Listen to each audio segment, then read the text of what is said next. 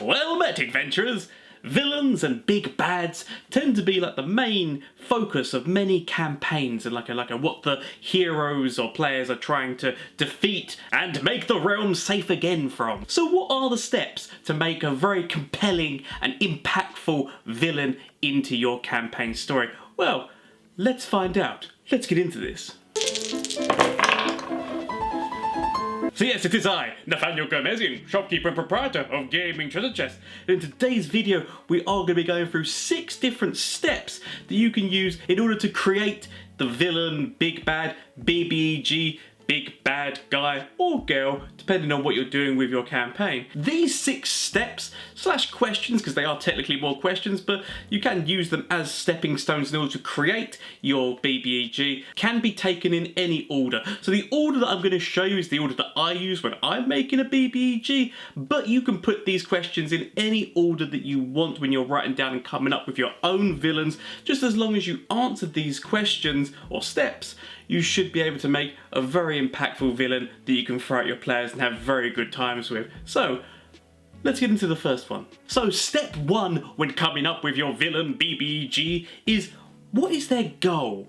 Is it to gain wealth, power, to take over the entire world that they are currently existing in? Or maybe it's to try and summon an elder god or demon lord into this plane of existence. But those are example goals, of course. You can come up with whatever goal you wish for your villain BBEG in your campaign that makes sense, because obviously, depending on the setting and whatnot of your campaign, it depends on potentially what their goal might end up being. I always start off with what my villain's goal is as my first step personally, because I find that knowing what their goal is makes it easier for me to get into their frame of mind and to then to work out the rest of the steps and questions that I'm going to be throwing at you. But obviously, as I said, that might not be true for you. You might come up with the answers to some of the other things before coming up with this. So, as I said, you can take these however you want. But to make things easier for you to understand, I'm going to throw at you a classic villain,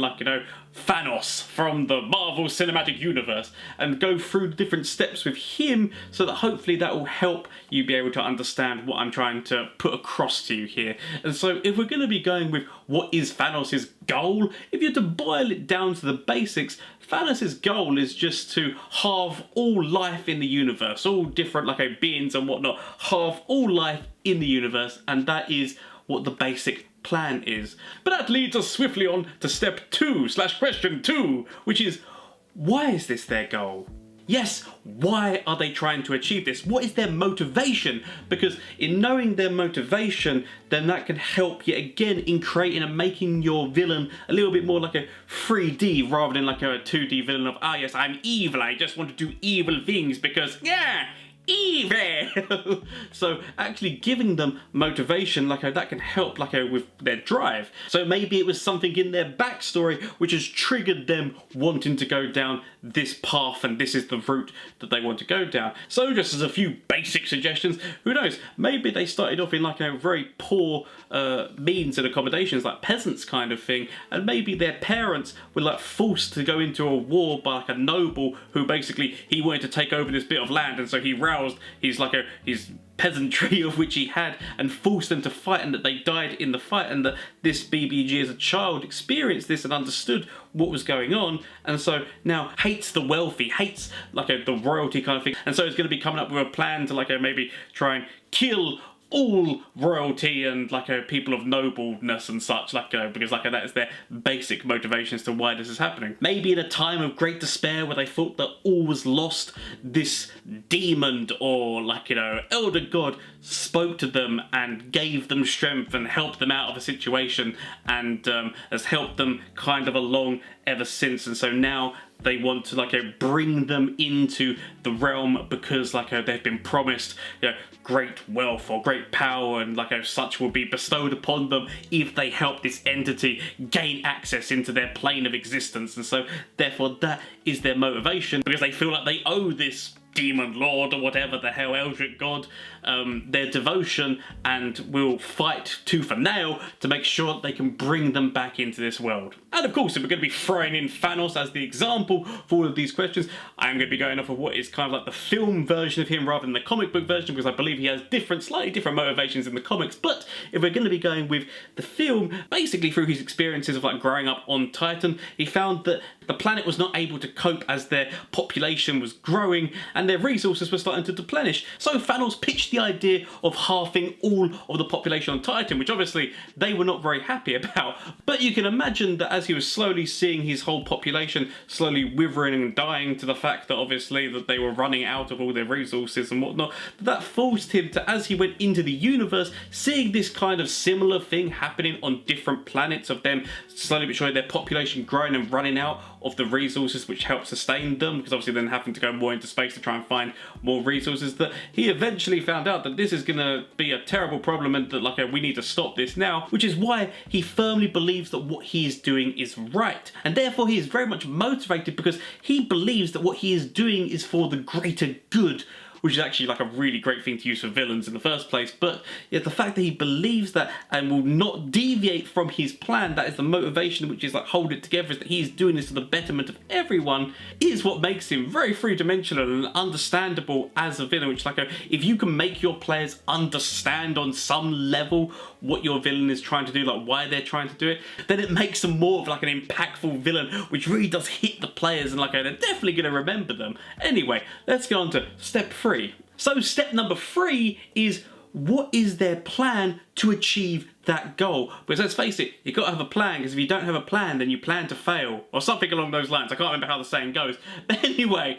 they need to have some kind of plan. So just a couple of examples can obviously be, maybe they're trying to build up an army, be it of the general populace or undead if they're like a necromancer in some way, so that they can use that army to fight and take over some kind of continent or something. Or maybe they need to gather certain items and whatnot in order to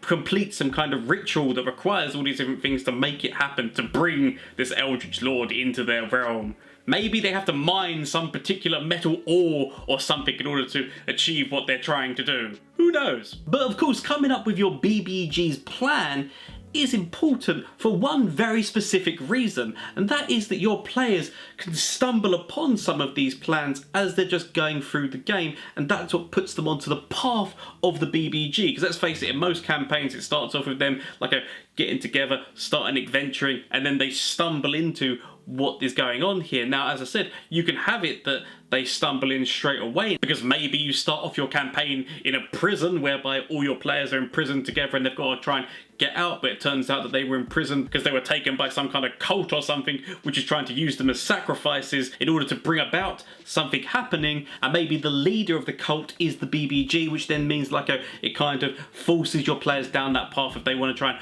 work out the intrigue of why did this cult take them, what were they sacrificing them for, what's the plan, and that can lead them straight down that path. But for a lot of different campaigns, as I said, it can just start off with your players adventuring normally and then they start to stumble onto this plan. Maybe, as I said, if they need to gather a particular like an ore or something, maybe when they go into a village they go, oh, people have been disappearing from the mines, like I don't know what the hell's going on there, but like people have gone in and not come out, like this is causing big problems for us. And then when the players go to investigate in the mines and try and help out, just believing like maybe that they're going to beat some big beast or monster, that there is actually something going on there which then they can explore, and that puts them on the trail of your BBEG, and therefore they can start gathering information. Because if your BBEG has got a plan set out, then your players can start to follow it, and that's what they could be trying to thwart the different plans, because maybe they can get different intel from different information, books, pages and whatnot that are left behind that help them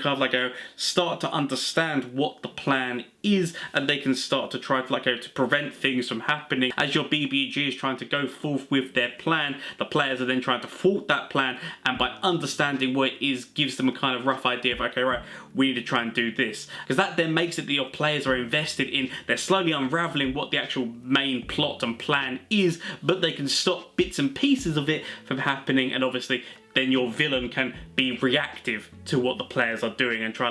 to stop them. But I'm getting ahead of myself, but that's why it's very good to come up with a plan for what your villain is trying to do to achieve their goal. Yet again, if we go back to Thanos as being the example, when he first started going to planets and halving the populations, and obviously he took daughters as adopted daughters along the way of different planets that he had halved populations of, he first of all built an army that he then used in order to attack these planets and half their populations. But he wanted to be more efficient, and so when he found out about the Infinity Stones, that's when he started going after them, and that was his whole thing, that he had to collect all of them, heroes and whatnot, obviously trying to stop him from doing it, and then eventually he manages to get all of them in the gauntlet and snaps and halves the whole population of the world. But the point is, he had to gather those items, and that took him time. And so that's what I'm trying to say. Having your villain have a plan and understand what those plans are step by step can really help you to be able to choreograph what is going to be happening, what your villain is going to be trying to do. And if your players interfere in some ways and get some of the items that the villain needs in order to accomplish their goal, obviously then I said the villain's going to be trying to be reactive and try and come up with a plan to get it back from the heroes in some ways. So that's why this is a very important step. But anyway, let's get on to the next one. So the next step for me personally when designing a BBEG, after I've decided what is their goal, why is that their goal, and what's the plan to achieve that goal, is who are they? And what I mean by who are they, this is where I decide what race or species they are now, and what class or class combinations that they are, as well as deciding what is their personality and how does it all kind of weld together with what is their plan. Because by deciding what their motivations are, that gets me a little bit more in depth into what their backstory is. I can start to flesh that out a little bit more, and that can then decide what their personality is, as well as obviously deciding what their class is and race and whatnot are, depending on what I kind of want to do with it. Am I gonna make them maybe a meticulous planner wizard who has spent so much time studying that that's why when they're coming up with their plans they like to take a lot of time with it and try to see all the different angles, to be very intelligent with what they're doing with their things? Are they more of a kind of fighter kind of thing who are still very strategic on the battlefield and strategic about coming up with plans, but maybe they're not as meticulous, or go maybe a little bit more with risks and we'll sort out the problems as we come against them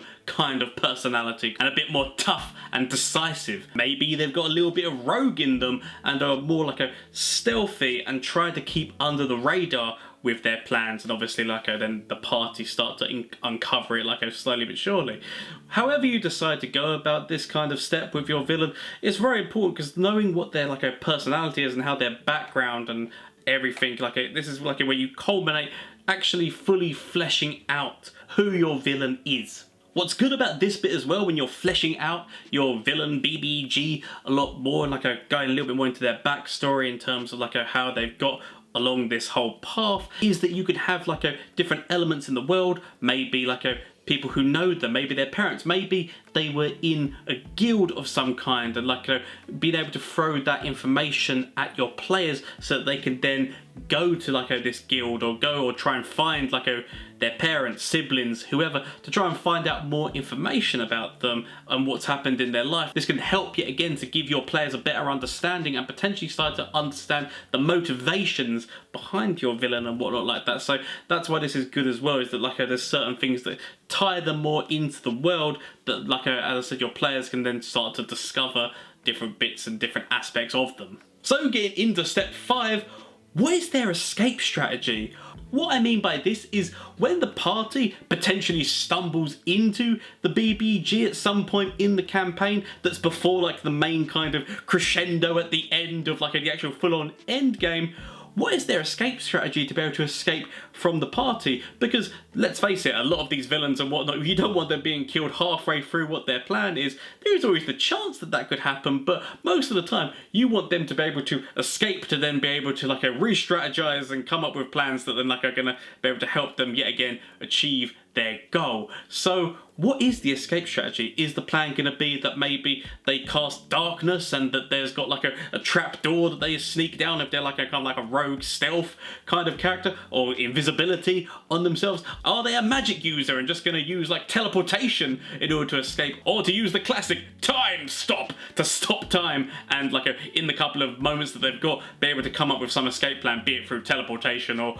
whatever it is? But coming up with what your villain's escape plan is can be very important, as especially for new dungeon masters who don't think about this kind of thing, and when they kind of want to introduce the villain, like to maybe throw in a couple of monologues at the players to start to get the players motivated to go after this villain if he starts threatening their family or whatever it is. Yet again, as they're slowly discovering what the actual full-on plan is of your BBEG, like, you want them to be able to escape, and so that is why coming up with the plan, so you're not just suddenly like on the fly having to come up, oh crap, what am I going to do to get my villain out of this, which, believe me, has happened to me many times. So actually having that plan to begin with can be a nice thing, because it just makes you think, okay, right, when a fight gets to a certain point, that's when they break this strategy out, kind of thing. Because to give you an example of something which happened to me, to make sure it doesn't happen to you, I had my BBG in a room with numerous other enemies, but the party kind of like snuck up on them. But I was like, okay, right, when I'm planning this, this is most likely where the players are going to be coming in from, so I'm going to put my BBG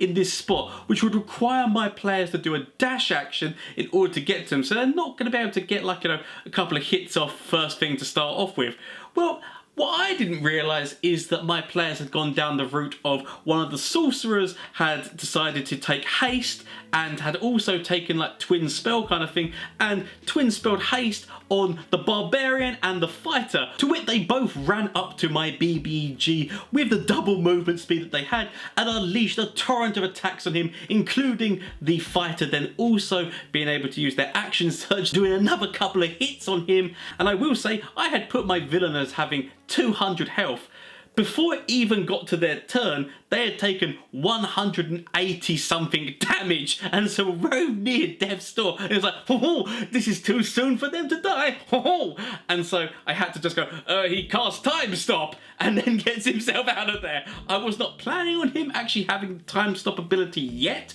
because of the level of my party obviously being level 5. Like, if he's got the access to time stop, why wouldn't he just like, throw down like a crazy spells on top of them in order to do significant damage? But at the time, panic set in, and it's like, I need to get this guy out of here. And so I was like, oh yes, no, he has time stop. So to be able to prevent that kind of thing from happening to you, actually knowing what your villain's like a plan of escape is, like maybe I said, if it's to get like a teleportation spell out, or if it's to use like dimension door to teleport themselves somewhere that's out of sight, and then being able to like teleport themselves somewhere with a scroll or something. Very important to be able to know that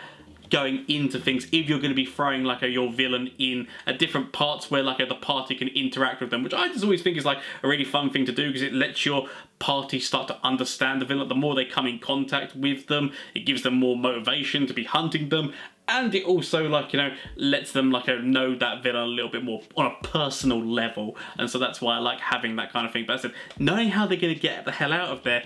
very important. And so the final step is actually, yet again, a very important one that can be missed. There's definitely something which I missed when I first created my first villain, and that is, why should your players' characters care? And what I mean by this is, why should your players' characters care to chase this villain at all, or to try and stop this villain? There's got to be some kind of thing that like personally kind of connects them, which means they want to stop this big bag. Now obviously I said, if they're trying to take over the world, or if they're trying to like kill a bunch of people, actually threatening the party's like close relatives or like favourite NPCs or something can be a nice motivation thing, or straight up killing one of the party's like favourite NPCs or something like in front of them can burn that fiery determination within your players to want to defeat this BBG. Or if the BBG just continuously insults the players, insults their intelligence, says like they'll never be able to stop them, things like that can really like hit the players, and hit the players' characters.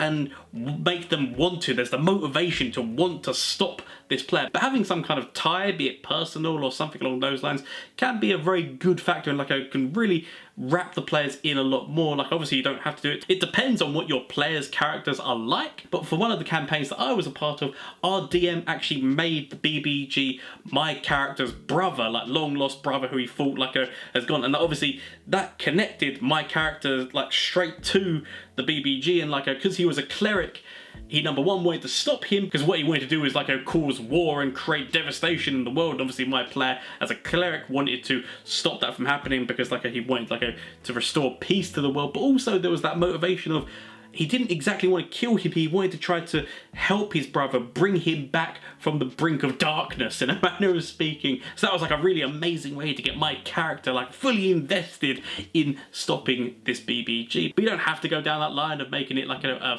familial tie, like there can be other things that you can do. And this is a very important step because not only is it important for your villain to have like a motivation as to why that they are trying to achieve the goal that they're trying to do, but also giving your players motivation for why they want to be hunting this villain and trying to stop their plans is also very critical. Because like I said at the beginning, you can take these questions in any order you want. This one will most likely be something that you do more closer when like you're starting the campaign and you've got all your players' backstories, and you can try and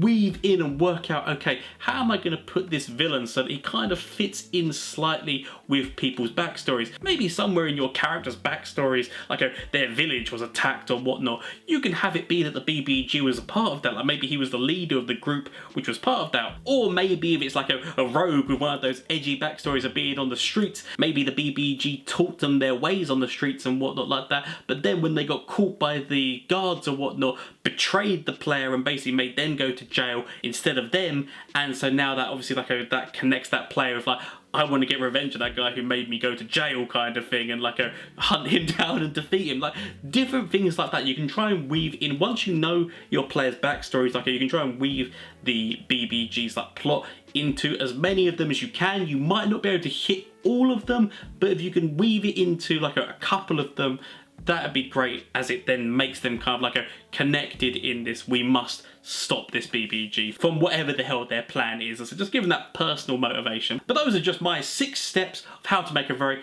impactful and 3D villain that like your players can engage with, and it's going to be a lot of fun. I hope you enjoyed this, and please let me know if you've got any suggestions or whatnot that you think that you can add onto like helping create a really impactful BBEG. Please put them in the comment section down below, as I'd love to read them, and obviously it will help out other people as well. Because I just want to make like a lovely community of people who are all helping each other out, or maybe even finding games and whatnot. And so that's why you can check out the Discord server, where hopefully that's the plan, is to build like a lovely community of people who all love Dungeons and Dragons and role-play games, and like we can all get together, share ideas, have fun, maybe have some games together and whatnot like that. So if you want to join that, please feel free. So it's very small at this moment in time, but every little helps, as they say. And also, if you enjoyed this video and want to see more things like it, then why not consider hitting the subscribe button and hitting that like and maybe a comment if you want to help the algorithm of these things. Obviously, do not feel forced. These are your options. Whereas if you can and you want to support the channel financially, then why not consider checking out the Etsy store of Gaming Treasure Chest, where all these things are like